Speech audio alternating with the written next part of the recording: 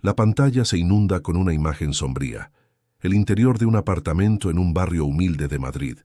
Las luces tenues, la nevera, apenas con lo esencial.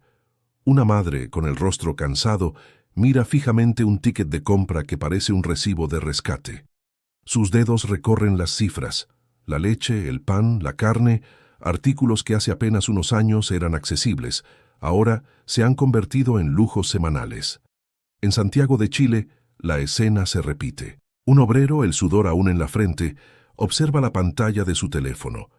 El saldo de su cuenta bancaria. Un número que mengua día tras día. Su mirada se pierde en el horizonte de una ciudad que parece devorarlo. El sueño de la casa propia, el auto familiar, una educación digna para sus hijos, se desvanecen en el aire. ¿Qué ha ocurrido? ¿Por qué el trabajo duro ya no es suficiente? ¿Por qué la vida, la mera existencia, se ha convertido en una batalla económica constante? El silencio de estas escenas grita la desesperación, la frustración, la amarga realidad de millones.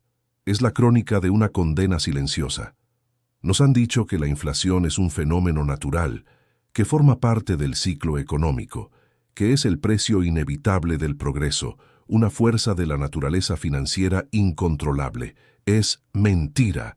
Es una farsa calculada. La inflación no es una fatalidad, es un arma, una herramienta de transferencia de riqueza a gran escala, un robo organizado que se ha perpetrado contra la ciudadanía global durante décadas.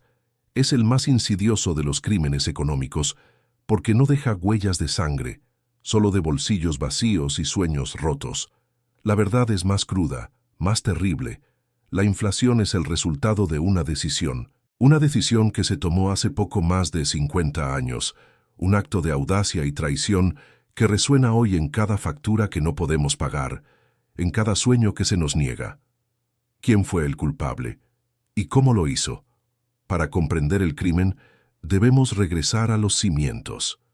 Durante siglos la humanidad entendió la estabilidad monetaria a través de la escasez inherente del oro. El patrón oro. El dinero era oro, o estaba directamente respaldado por oro. Cada billete que tenías representaba una cantidad específica de metal precioso en alguna bóveda. Esto limitaba el poder de los gobiernos. No podían imprimir dinero sin tener el oro para respaldarlo. Era un ancla. Después de la devastación de la Segunda Guerra Mundial, en 1944, se estableció un nuevo orden mundial en Bretton Woods.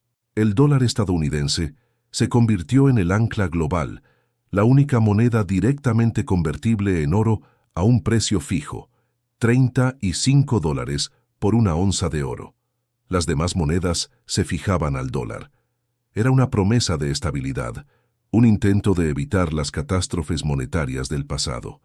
Pero esa promesa fue quebrada. En agosto de 1971, en un acto de unilateralidad asombrosa, Estados Unidos rompió el vínculo. Cerró la ventana del oro. Dejó de convertir dólares en metal precioso. ¿El resultado? El dólar, y con él todas las demás monedas, se liberó de su prisión dorada. La impresora de dinero se puso en marcha, sin límites, sin freno.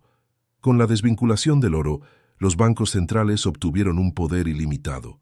Podían crear dinero de la nada, con un clic de teclado. Ya no estaban obligados por la escasez natural del oro.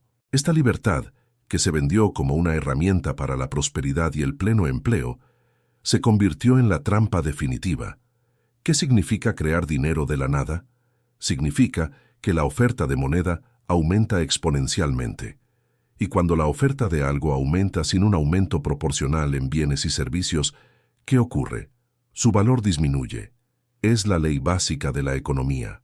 El poder adquisitivo de tu salario, de tus ahorros, se erosiona. Lenta, imperceptiblemente al principio, pero con una crueldad implacable con el tiempo.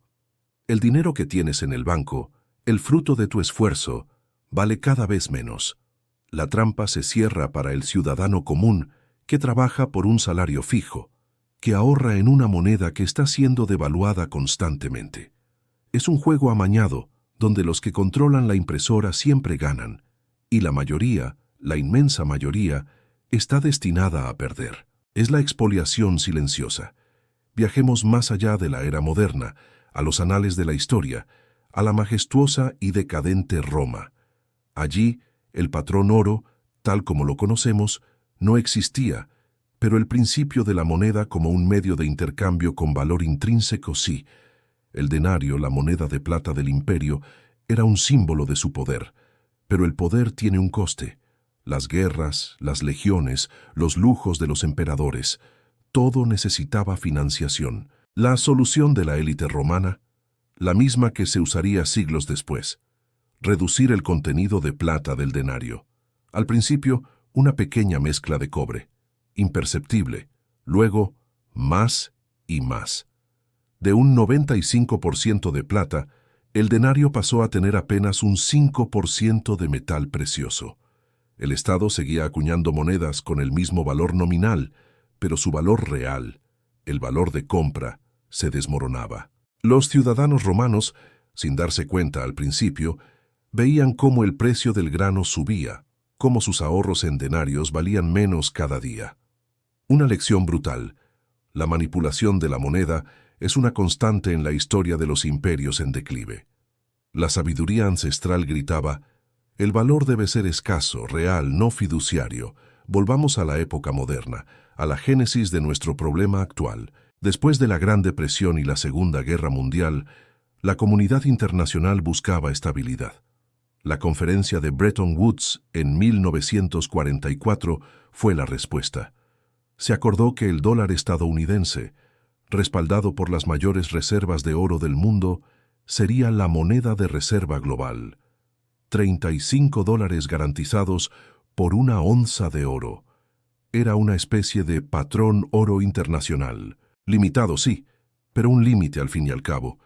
Estados Unidos prometía que cualquier país que quisiera podía cambiar sus dólares por oro a ese precio fijo. Pero la guerra de Vietnam, el gasto social, el creciente déficit comercial, la máquina de imprimir dólares empezó a trabajar sin descanso. Los socios internacionales de Estados Unidos comenzaron a preocuparse. Tenían demasiados dólares y no suficiente confianza en que el oro existiera para respaldarlos todos. Francia, bajo Charles de Gaulle, lideró la demanda de repatriar su oro. La presión creció. Las reservas de oro estadounidenses se agotaban. La promesa de Bretton Woods se hacía insostenible. En agosto de 1971, el presidente Richard Nixon apareció en televisión. Anunció que Estados Unidos cerraría temporalmente la ventana del oro. Lo que se presentó como una medida provisional se convirtió en permanente. El dólar quedó flotando libremente, sin respaldo alguno. El dinero dejó de ser dinero. Se convirtió en deuda. En el aire se escuchaba el estruendo del derrumbe de un sistema. El instante de la decisión en 1971 no provocó un cataclismo visible. No hubo gritos en las calles, ni mercados colapsando al día siguiente. El impacto fue más sutil, más insidioso. Fue un veneno de acción lenta. La inflación que se desató no fue una marea de repente, sino un goteo constante. Año tras año, la clase trabajadora y la clase media vieron cómo el coste de la vida aumentaba inexorablemente. La gasolina, la vivienda, la comida, todo subía. Sus salarios, aunque nominalmente mayores, compraban cada vez menos. ¿Qué fue del obrero que ahorró diligentemente durante 20 años para su jubilación? Ese ahorro, acumulado en una moneda fiduciaria sin respaldo, perdió la mitad de su poder adquisitivo en las décadas siguientes. ¿Qué pasó con la familia que compró una casa en 1980 con la esperanza de que sus hijos la heredaran como un activo seguro?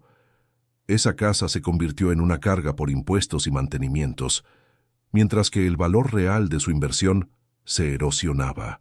La riqueza se transfería silenciosamente de los ahorradores a los deudores, principalmente los gobiernos y las grandes corporaciones, y de los que producían a los que imprimían. Fue la gran estafa de una generación envuelta en la retórica de la modernización económica. Regresemos del pasado a la crudeza de nuestro presente. 50 años después de la traición de 1971, ¿qué vemos? Los ecos de Roma resuenan en Madrid y en Santiago. El denario romano se devaluó gradualmente para financiar un imperio en declive. El dólar, y con él el euro, el peso chileno, se devalúa constantemente para financiar déficits gubernamentales gigantescos y el poder de las corporaciones transnacionales. Es coincidencia que hoy, en España, la vivienda sea inasequible para la juventud, que la factura de la compra sea un golpe a la dignidad de las familias. Es un azar que en Chile, a pesar de sus vastos recursos, el sueldo medio apenas alcance para cubrir las necesidades básicas. No, es la consecuencia directa. La inflación que carcome vuestros salarios, que vacía vuestras cuentas de ahorro, no es una fatalidad. Es el impuesto invisible, el pago por una decisión que se tomó cuando muchos de vosotros ni siquiera habíais nacido. El patrón dólar, liberado de la disciplina del oro, se ha convertido en una herramienta de control y expoliación. Ayer y hoy, la misma historia. Diferentes nombres, mismos culpables. Los síntomas de este sistema enfermo están por todas partes, claros para quien quiera verlos. Los precios de la energía se disparan, la cesta de la compra se encarece hasta límites insostenibles. La vivienda, un derecho fundamental, se ha convertido en un lujo reservado para unos pocos, alimentando burbujas especulativas. Los salarios reales, ajustados a la inflación, llevan décadas estancados o incluso disminuyendo. La deuda pública de España y Chile y del resto del mundo es astronómica, impagable en términos reales. Se mantiene a flote solo con más impresión de dinero, lo que a su vez genera más inflación. El ciclo vicioso se acelera. Los bancos centrales, los guardianes de nuestra estabilidad, son los arquitectos de esta ilusión monetaria, imprimiendo billones que van a parar a los mercados financieros, enriqueciendo a los más ricos y dejando a las migajas a la gente común. Esto no es un accidente, es el diseño. La lenta agonía del poder adquisitivo de la clase media y trabajadora, mientras la élite financiera acumula más y más riqueza a costa de todos. ¿Qué nos depara el futuro si esta trayectoria no cambia? El camino es claro y ya ha sido pavimentado por la historia. La brecha entre los que poseen activos reales, los que entienden el juego, y los que solo poseen moneda fiduciaria, la mayoría, se hará abismal. La clase media, columna vertebral de cualquier sociedad estable, será pulverizada. Seremos testigos de una transferencia de riqueza sin precedentes, de la base a la cúspide de la pirámide económica. Un futuro de servidumbre económica aguarda a aquellos que no comprendan las reglas. Unas pocas corporaciones gigantes, unos pocos fondos de inversión como BlackRock, con la complicidad de los estados, controlarán los recursos esenciales, la tierra, la vivienda, la energía, incluso el agua. La promesa de una vida digna, de una vejez tranquila, se convertirá en una quimera para la mayoría. La inestabilidad social, las tensiones políticas, la desesperanza, son los frutos amargos de esta expoliación. El colapso, si no se despierta, no será de la civilización, sino de la libertad económica individual. Frente a este panorama sombrío, ¿hay esperanza? Sí, la esperanza reside en el conocimiento y la acción. La defensa es simple, pero requiere un cambio de mentalidad radical. Abandona la ilusión. No ahorres en la moneda que tus verdugos devalúan. Regresa a los principios milenarios. El oro físico, la plata, activos tangibles, escasos, que no pueden ser impresos con un clic. La tierra productiva, los bienes inmuebles que generen renta. Invierte en habilidades, en conocimientos que nadie te pueda quitar, que generen valor real. La educación, la capacidad de producir, de crear. Desprendeos de la trampa de la deuda y de los productos financieros complejos que solo benefician a los intermediarios. Los bancos centrales pueden imprimir billones de euros o dólares, pero no pueden imprimir una onza de oro, ni un metro cuadrado de tierra fértil. La clave es anclar tu riqueza en lo que es real, lo que es escaso, lo que el Estado no puede manipular con una impresora. Es la única forma de protegerte en la tormenta que se avecina. La supervivencia no es un lujo, es una estrategia. La historia no se repite, pero rima. Y la rima del patrón oro frente al patrón dólar es una sinfonía de advertencia para nuestra era. La devaluación de la moneda, La erosión de la riqueza, la servidumbre económica, son crímenes recurrentes. Los culpables no son fantasmas, sino hombres y mujeres en posiciones de poder, con sus decisiones. Comprender esta verdad no es solo un ejercicio intelectual, es una necesidad vital. Es la clave para proteger lo que es vuestro, lo que habéis ganado con sudor y esfuerzo. El conocimiento es vuestro escudo, la ignorancia, vuestra cadena. No seáis víctimas pasivas de la historia que se os impone. Despertad, cuestionad, investigad. Únete a El Archivo del Capital para desvelar más crímenes económicos, para comprender las rimas de la historia y reclamar vuestra libertad financiera. El tiempo se agota.